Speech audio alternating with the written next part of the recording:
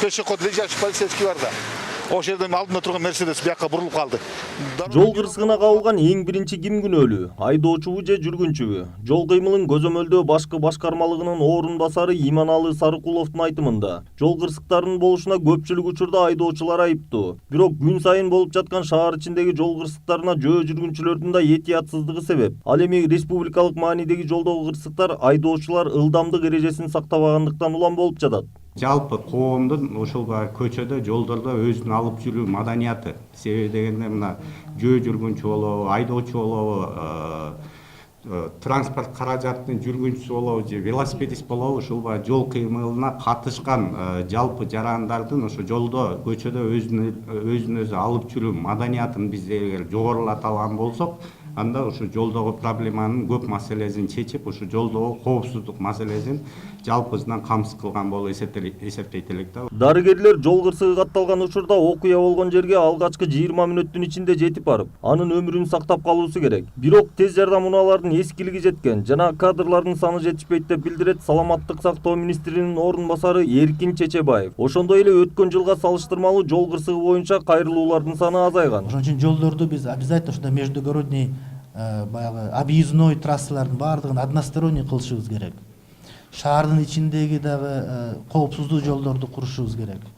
Бул баягы круговой движенияларды көбүрөөк кылышыбыз керек, перекрестокторду. Средний скорость нормативтерине түшүрүшүбүз керек, 40-тан 30-га, 60-тан 50-ге.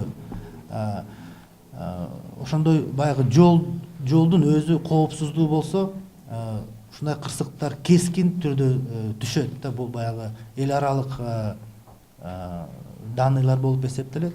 Өлкөдө автоунаалардын саны жыл санап өсүүдө. Бирок айдоочулардын өзүнүн айдоо маданияты, жөнөкөй эрежелерди эске албоо көрүнүштөрү чегинен ашып баратканы жарандардын өмүрүнө коркунуч алып келүүдө. Эң жөнөкөй жол чырагынын эрежелери сакталбайт. Жаш айдоочулардын дээрлик көбү айдоо күбөлүгүн сатып алышкан. Акырында жөнөкөй эрежелерди билбей катуу ылдамдыкта жүрүп, кырсык көп жаралууда дейт жол кыймылын көзөмөлдөө бирикмесинин директору Чынара Касманбетова. Балдардын, мисалы жөө жүргөн балдардын коопсуздугун албетте биринчи учурда ата эне камсыздашы керек, кулагына коюш керек, үйрөтүп коюш керек. Экинчиден мектеп подключаться этиш керек. Үчүнчүдөн баарыбыз өкмөт болгондон кийин, министрликтер болгондон кийин көп структуралар бар.